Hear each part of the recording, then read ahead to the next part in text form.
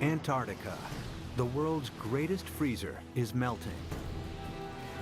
Trillions of gallons are draining into the oceans. Sea levels are rising. It's happened before, and it's happening again right now. It's not a question of will sea level rise a large amount. It's only a question of how fast that will occur. How will humans fight back before our cities are inundated?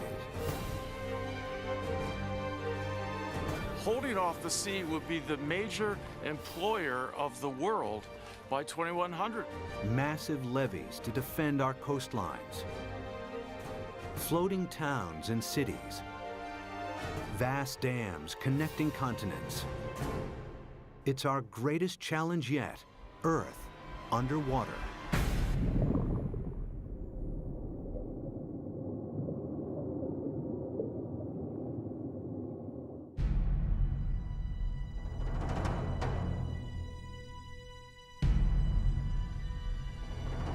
This is New York in the 24th century. Sea levels have risen by 120 feet. Manhattan is flooded. What could cause such a terrifying scenario?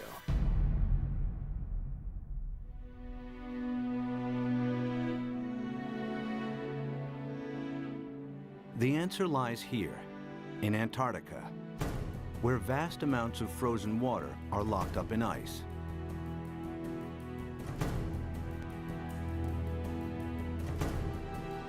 Some of Antarctica's ice sheets are more than 2 miles thick.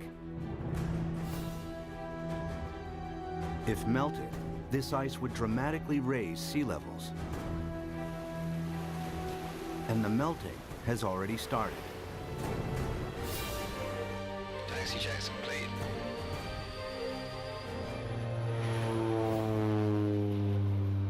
Scientists want to know how much frozen water the continent actually holds, and how much global sea levels will rise if it all melted.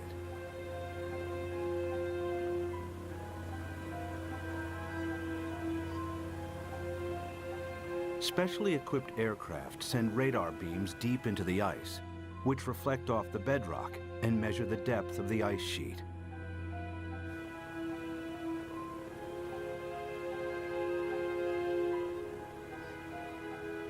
After hundreds of flights, they calculate that Antarctica contains over 90% of the world's ice. Together with Greenland, it's enough to raise global sea levels by an astonishing 230 feet. This is what North America would look like if all of the planet's ice melted. Europe would also shrink. London's Tower Bridge would become a solemn monument in the sea. Berlin would be flooded, as would Paris. But how likely is such a scenario? Is sea level rise reality or myth?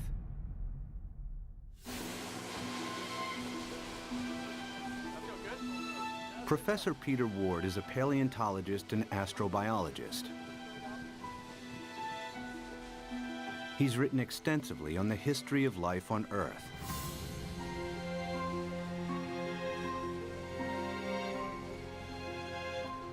Today, Ward wants to know what would happen to our planet if sea levels rise foot by foot. Somebody give me a zip here. The journey begins in the Florida Keys, a chain of islands south of Miami.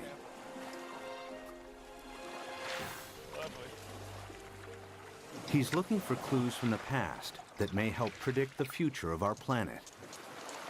All right, guys, you want to go swimming? You ready?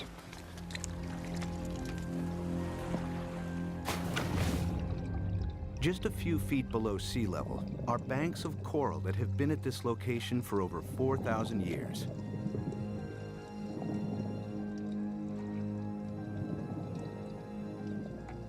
During this period, sea levels have been stable, not just in Florida, but around the world. Who's going swimming with me? Come on, boys. But it hasn't always been like this.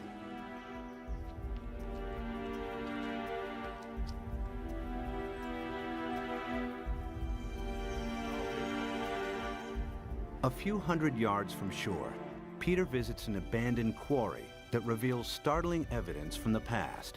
Oh yeah, beauty. Nice. Look at this dude. Sitting right in growth position, grew straight up. Very nice. I came here at a very young 23 years of age. Our professor brought us to this quarry and said, this is a perfect reef, and it is. Look at this big coral sitting right in place. This is how corals grow straight up. And not very far offshore from us, we have these same corals living in place. And these things have to live in at least 10 feet of water. So we're sitting here. There's not been any volcanism. Nothing has lifted Florida up. How could you get this coral this high up in the air now, unless you had sea level, at least another 10 feet above this? It was the first indication to me that sea level, which I knew had gone down and come up, but I had never thought that it could be higher than it is now. If history repeats itself, our coastal cities would be inundated. Sea level rise is not a myth. It could happen again, just as it's happened before.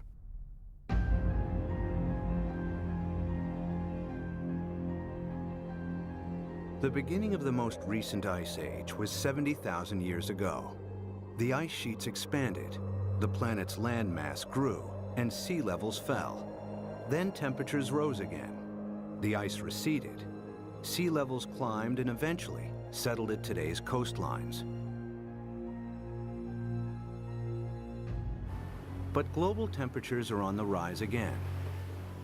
This time from humans burning huge amounts of fossil fuels. They produce CO2 and other greenhouse gases that heat up our atmosphere. Whenever global temperatures rise, sea levels follow. We have emitted so much carbon dioxide that the amount of carbon dioxide in our atmosphere has increased by about 1/3 in the last 100 years, and it is now higher than any time since at least 1 million years. We expect about 3, 4, even 5 degrees centigrade warming in this century. The warmer it gets, the faster the sea level rises. That means sea level rise will get faster and faster as we heat up the planet more. Of course, predicting future sea level rise is difficult, as the planet has never before experienced the dramatic increase in CO2 of the last 100 years. But Professor Rahmstorf's climate model predicts a maximum 6-foot sea level rise this century, as higher temperatures kick in.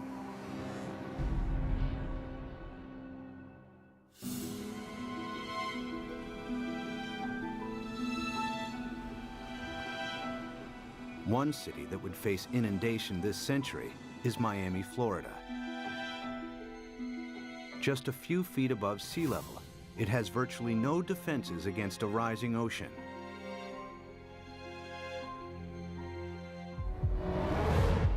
After 1 foot of sea level rise, these beaches would be regularly flooded at high tide. After 2 feet, many roads would be submerged. After 3 feet, if a hurricane strikes, the surging water would overcome sea defenses and cause flooding deep inland. Much of the region's coastal real estate would be ruined. We are looking at millions and millions and millions of dollars of real estate here. And we can assume that every one of these things is $500,000 to $1 million. We've got 100 here, we've got $1 billion in a very short area through here. So our $1 billion of houses, we get 1 meter, 3 feet of sea level rise, and every single one of these houses is useless. Who's gonna buy them? What happens to this $1 billion of real estate by the time we get 3 feet? I mean, it's gone. It's useless. It's just, you scrape it off with bulldozers and you just leave it here. That's what'll happen. It'll just be left here. And it's not just residential properties that will be affected. Think of all the wharves and all the places where ships offload and unload all the goods and services. And if sea level rises even 3, 4, 5 feet, every single one of those ports has to be replaced. The cruise ship lines, there are billions of dollars of infrastructure that even a small sea level rise takes out. You got to rebuild it all over again. After 4 feet of sea level rise, electricity supplies would be affected as coastal power plants are flooded. After 5 feet, some of Florida's freshwater resources would be contaminated with seawater, and the Everglades National Park becomes a vast bay. After 6 feet, millions of Floridians would have to evacuate the state. So what's going to happen to Florida? By 2100, we'll be at least 4 to 6 feet higher. So this tide, which is not a high tide, will be about here, up to here. There's no way that we can keep the sea back as it rises. Miami-Dade County will be severely diminished.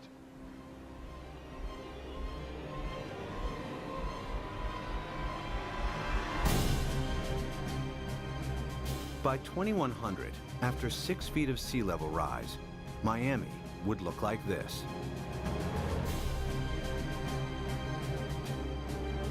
There's no way to prepare for this. You can't put levees around the kind of sea level rises we're in for. We're a city that's only a little over 100 years old. We became a town, an incorporated town in 1896, so we're not that old. But we may not make it for the next 100 years. The only way to prevent Miami from flooding would be to construct a vastly expensive system of levees surrounding the city. It would be a major engineering challenge, as Miami is built on porous ground that allows seawater to seep through. Alternatively, if Miami was flooded, the city would eventually have to be abandoned. There are cities you can save and cities that you can't save, and the choices will be based on, can we dike it off, can we put it off, or is this too expensive, not worth the price, not worth the effort. One city determined to defend itself against the sea is New Orleans, Louisiana.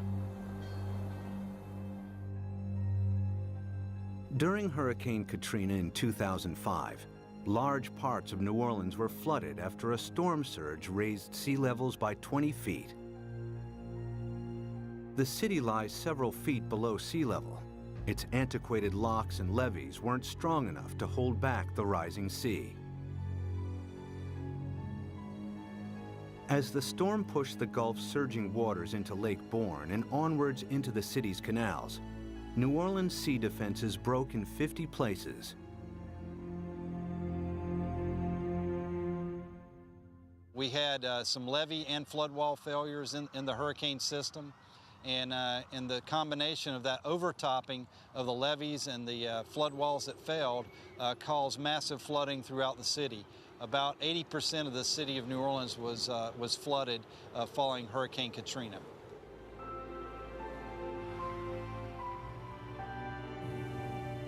It took weeks before the floodwaters were pumped out and residents were able to return. Among them were Victory Wallace Taylor and her son Peter, who returned home to a badly damaged house. The flood was very bad. They wouldn't let us come and see about our house. It damaged my heart a little bit because I'm afraid for the flood. Like if a flood come in again, I don't know what to do because I think I might panic this time. I don't know. It is a hard pill to swallow, you see.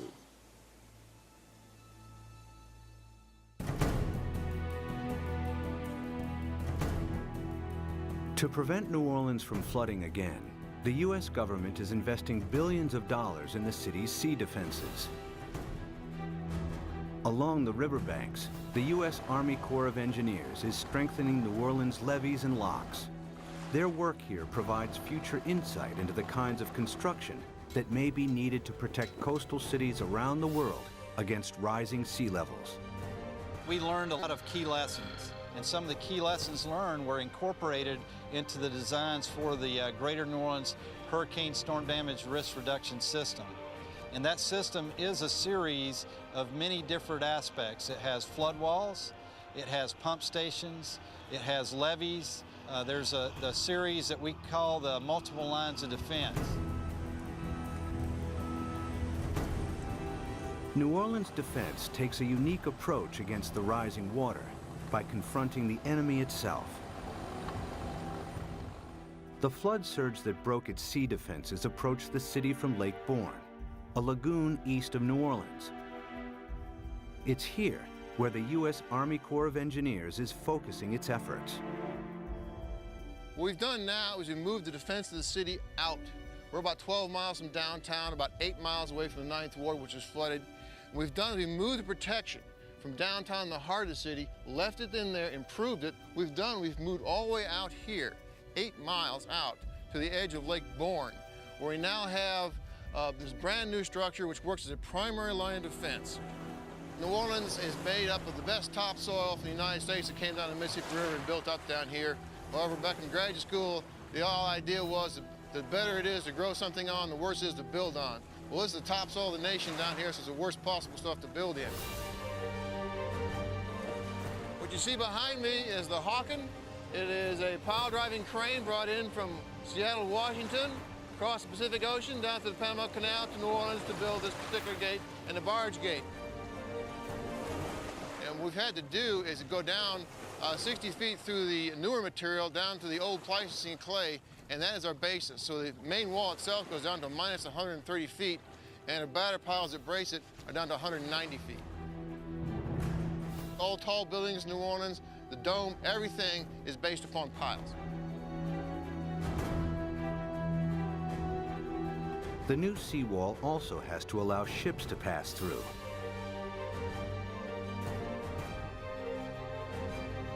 Dry cofferdams are put in place to construct barge and sector gates. The concrete is poured, the dams are flooded, and the gates can be completed.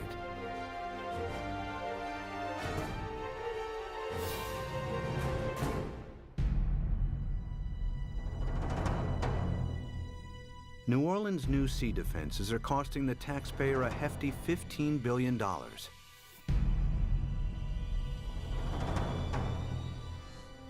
But their design only accounts for storm surges that build from sea levels today.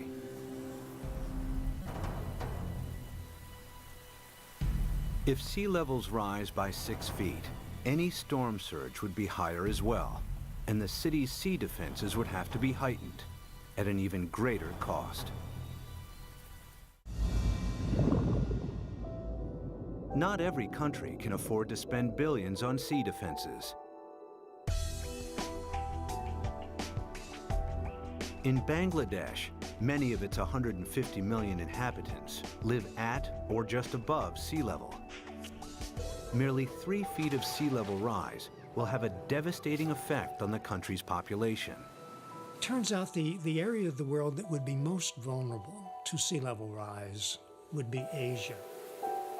The rice-growing river deltas in Asia that are very close to sea level. Even a modest 3-foot rise would put half the rice land in Bangladesh underwater. Bangladesh has over 100 to 120 million people, and that number is rising fast. A great deal of its land just simply gets covered by water. And again, once you have salt water coming up, it's not just the land that's covered, it's the intrusion of salt. Even a 3-foot sea level rise wipes out half its rice crop. Their population's going up 1/3, and their land is being shrunk by 1/3. You know, you do the math. It's a catastrophe coming at us. Much of Bangladesh is a vast muddy delta that can't be defended. 6 feet of sea level rise spells disaster. It would displace millions, probably at least a few tens of millions of people. Where are they going to go? India's already built a wall between India and Bangladesh. They're anticipating there are going to be a lot of Bangladeshis starting to move, looking for a place to go, and Bangladesh itself is already one of the most densely populated countries on Earth. And then there are another 18 or 20 rice-growing river deltas in Asia, the Irrawaddy in Burma, the Pearl River Delta in China, and so forth, that would be affected in varying degrees by the rise in sea level. By the end of the century, cities and coastlines around the world will be under siege from the rising tides. Everywhere, people will be building levees and sea defenses to fight back.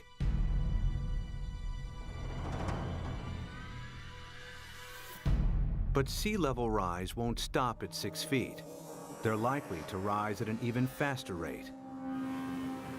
As the predicted melt of Greenland and Antarctica accelerates, exposed cities may not have time to build new sea defenses. Clues about the speed of future sea level rise are found during the time of the last ice age. As global temperatures rose, the planet's ice sheets melted into the sea. Sea levels increased by a staggering 390 feet until they settled at today's levels. How fast did this happen? The answer may help predict how quickly sea levels could rise in the next century, and how much time we have to defend our coasts. Professor Rick Mortlock is one of the world's leading experts on past sea level rise. He and his team collect fossilized coral from the seabed. In the lab, they analyze and compare the exact depth and age of each sample. A clear picture emerges of how fast sea levels rose thousands of years ago.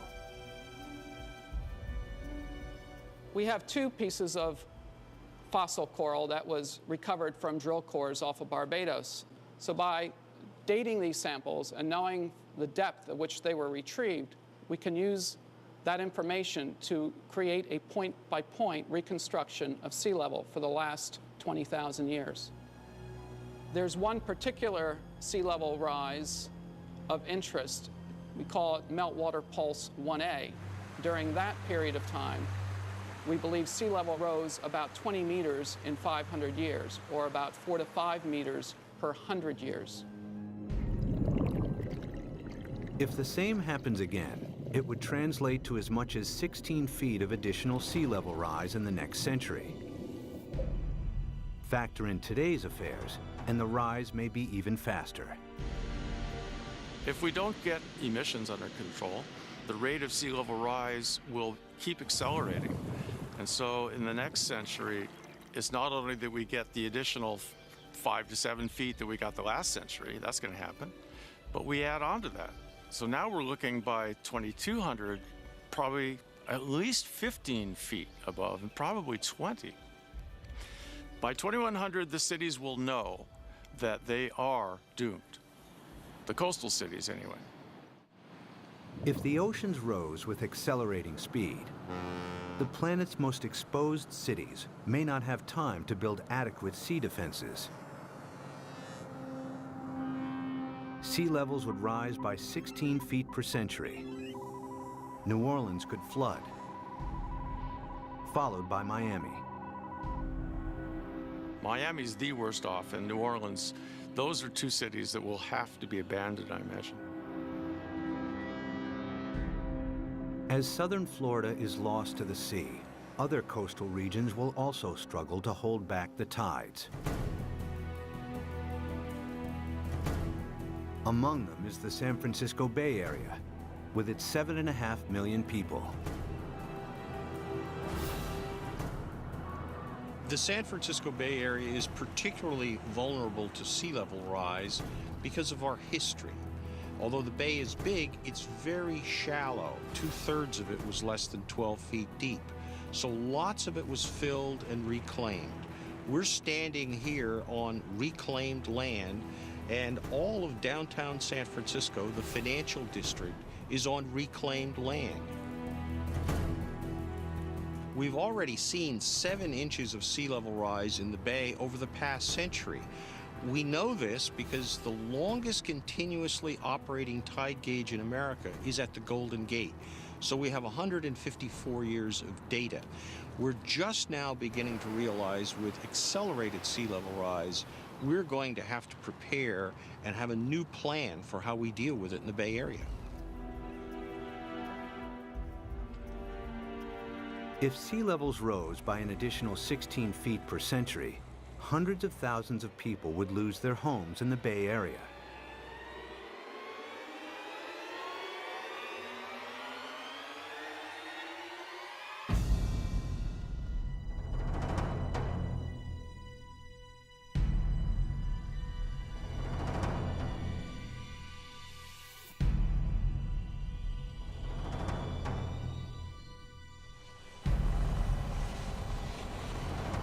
To protect San Francisco Bay, levees would have to be built on a massive scale. The silver lining is the engineering will create so many jobs. Holding off the sea will be the major employer of the world by 2100, I think. This is going to be worldwide.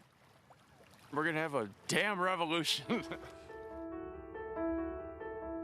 The bay's entire coastline would have to be defended with levees in order to protect it. But in the east, the Sacramento-San Joaquin Delta would remain vulnerable because it's at or below sea level.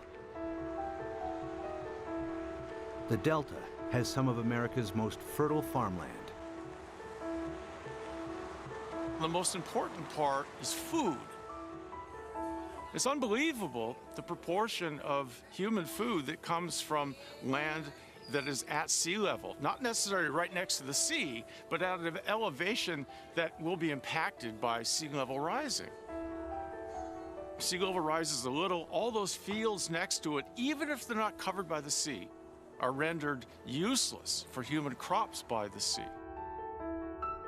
If the Delta and its farmland were lost to the sea, California's food supply would be in jeopardy. The Delta is also one of the main sources of fresh water on the American West Coast. This is the hub of California's water supply. 26 million people drink water that comes from this estuary. That's a huge number. 2/3 of the population of California gets water from this estuary. If you raise sea level even a foot, you know, which in our mind isn't all, as geologists, that doesn't seem like much, yeah, but that's common, yeah. If you raise sea level a foot, the work that we've done suggests that you will salt up this end of the Delta, even if the levees all stay together, even if they don't fail. If sea levels rise by 6 feet this century, local rivers will be contaminated with salt, and California's main fresh water supply will be lost. In the next century, after an additional 16 feet, the entire Delta will be claimed by the sea.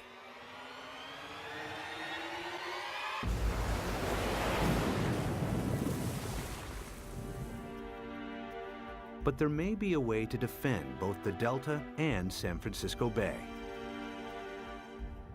San Francisco is among the best, easiest to save. The most radical solution would be putting a big dam right across the bay under the Golden Gate Bridge. On the ocean side, the sea is about 130 feet deep. Building a dam would be controversial and would turn the bay into a freshwater lagoon. But at a time of intense sea level rise, some may consider this the best option.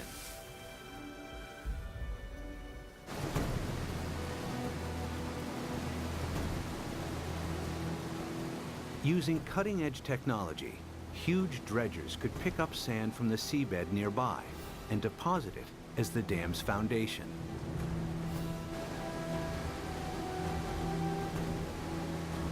The dam's shallow incline would ensure maximum stability against earthquakes, breaking the power of the ocean waves with ease.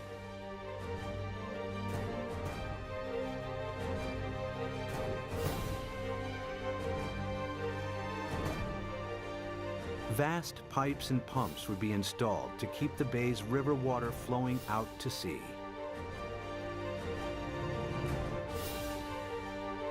The Golden Gate Dam would cost $2.5 billion and could be heightened to deal with any sea level rise in the future. San Francisco and the Bay Area would be saved.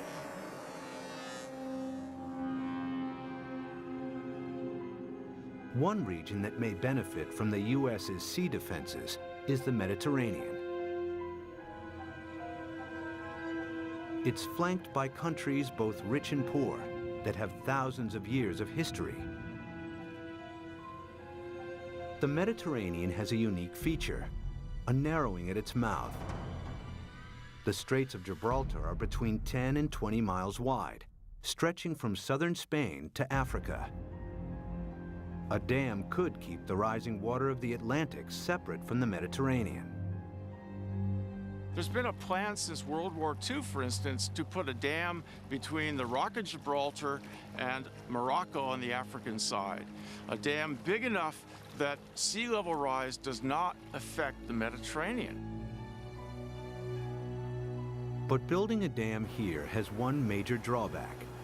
Every year, the Mediterranean loses 2 feet of sea level through evaporation that is compensated by the inflow of water from the Atlantic. The dam would cut this off. In the case that you build a dam in the Gibraltar Straits, there will not be the flow of water from the Atlantic. So in the case that you cut the flow, so there will be a evaporation, there will not be compensation, and there will be a permanent drop of the water level. After years of evaporation, the Mediterranean would turn into a stagnant saltwater lake. Eventually, the sea would dry out. And if then the sea level would rise, let's say another... Sea defense engineer Peter Janssen maps out possible solutions on how to keep the Atlantic flowing while building the world's largest super dam. I looked at the surroundings. I looked at what may be required to make a closure. And then, well, I thought it may be feasible.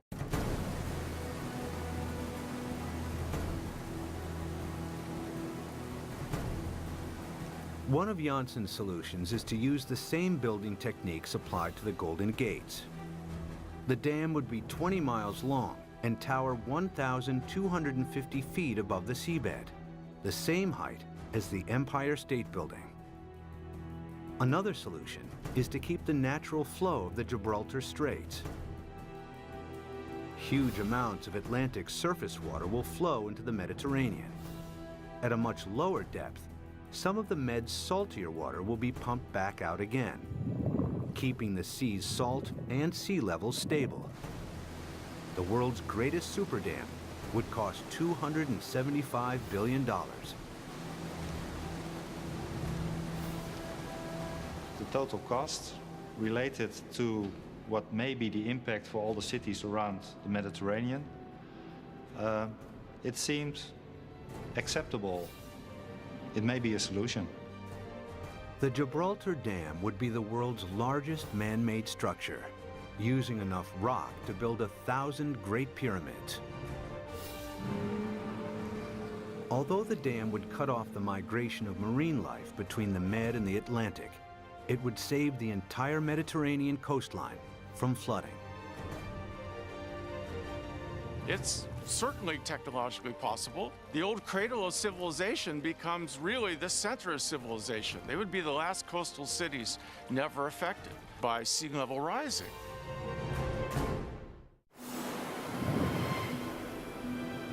By the end of the next century, sea levels could rise by nearly 22 feet. Some cities may be saved through the construction of super dams. Others that can't be defended are lost to the sea. Exposed countries too poor to build defenses are flooded. Around the world, hundreds of millions are displaced. It's likely that by the 23rd century, the ice sheets will melt at an even faster rate, and that the oceans will rise with increasing speed. The planet's growing population and a continuing hunger for cheap energy could make it worse. The problem that I see again is the number of people. Every new person is going to want housing. Every new person is going to need food, obviously, and want transportation. Let's say that all of us cut our gas emissions. So 6.5 billion of us cut down by a third all our usage, and then we raise the population by a third. All those new people are just adding back to what we've cut away. Some scientists believe that our CO2 levels could quadruple over the next centuries. It would mean reaching CO2 levels last seen over 50 million years ago, when there was no ice on the planet and when sea levels were more than 230 feet higher than today. In the worst case, if we are so foolish as to burn all the fossil fuels so that carbon dioxide increases to more than 1,000 parts per million, then there's no question we will melt all the ice on the planet, which would mean a 75-meter or almost 250-foot rise in sea level. It's not millennia. It's not going to take thousands of years. The forcing of humans is so large that it will do the whole job within a timescale of centuries, I believe. This is the worst-case scenario. CO2 levels triple, global temperatures dramatically increase, and the Antarctic rapidly melts.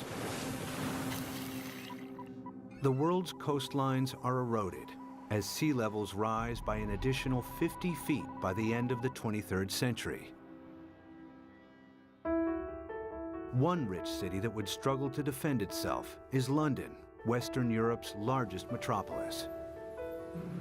Its main river, the Thames, is tidal, and water levels vary by up to 22 feet. The Thames barrier defends the city against storm surges from the sea.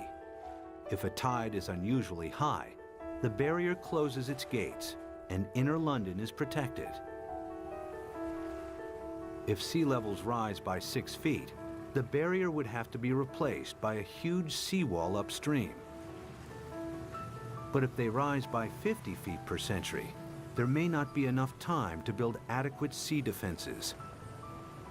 It would be a disastrous situation. It would mean you simply can't inhabit the coastal areas because you will have a continually changing sea level. So we really do not want to go down that path.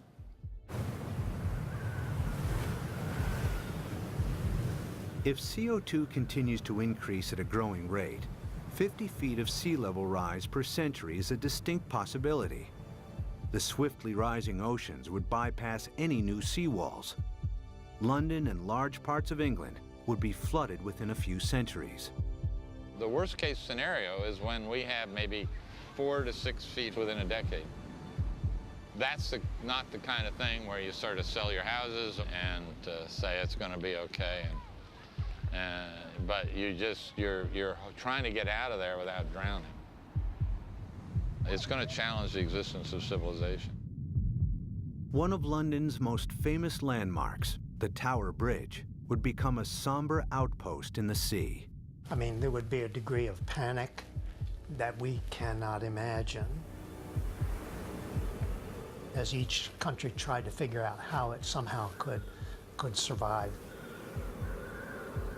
Rising oceans would seep underneath obsolete levees or breach areas where there wasn't the time or money to strengthen seawalls. The rapidly rising sea levels would soon overwhelm large parts of continental Europe. By the time all of the Antarctic's ice has melted, Denmark, the Netherlands, and large parts of northern Germany and France will be lost. Significant sea level rise may turn Berlin into a coastal town within centuries. Another 100 years, and the city would be lost to the sea. The rising sea would creep up the River Seine and find its way to Paris. With an elevation of 115 feet, the French capital would be vulnerable to sea level rise. After all of the planet's ice is melted, it will flood. The affluent countries would try to protect their borders against millions and millions who would be leaving the areas most severely affected. But the stresses associated with migration on this scale are unimaginable. The meltdown of the planet's ice sheets would completely transform our world. But even as our coasts are pushed back by the rising oceans, resourceful humans would try to adapt.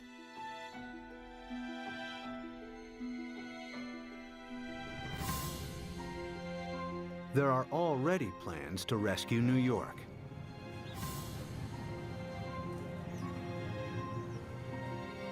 Manhattan Island is flanked by two fast-flowing tidal rivers.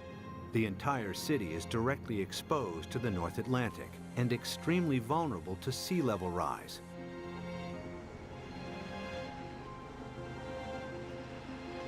Professor Malcolm Bowman is an oceanographer and expert on the effects of sea level rise in New York. If the worst case scenario, the rapid meltdown of the ice sheet on Greenland, the West Antarctic ice sheet, were to happen extremely rapidly, the future of New York City is in peril. So the city has two options. One, either build massive defenses, or two, start evacuating the city and its population to higher ground. The flooding of New York's underground installations would only be the first in a series of catastrophic events. After the first 6 feet of sea level rise, parts of lower Manhattan would be submerged. If sea levels rise by 50 feet, the water would move into Times Square. Behind me is the Manhattan Bridge, with sea levels rising 250 feet. That bridge would have seawater lapping around the roadway. New York City as we know it would not exist. But there is a way that New York might adapt even to extreme sea level rise. The idea is to build on water. Here in the Netherlands are several communities of floating houses. Koen Olthuis is a visionary architect who believes these houses are the beginning of a new trend in design and construction. So what you will see is that people go and design floating apartment buildings and really floating structures like 200 by 200 meters with roads on top of it and with cars on top of it and houses. Such floating cities could be built with a new lightweight material that's like a concrete sponge. The beauty about floating cities is that you don't have to protect them from nature. They just go on with nature, they live with nature. And they will just go up and down with the water. Olthuis has designed a seawall to protect Manhattan, with floating districts attached to it. New York, we're going to build a new Wall Street around it, around Manhattan. So we can redesign the city around it, or even having floating leisure around it, floating agriculture.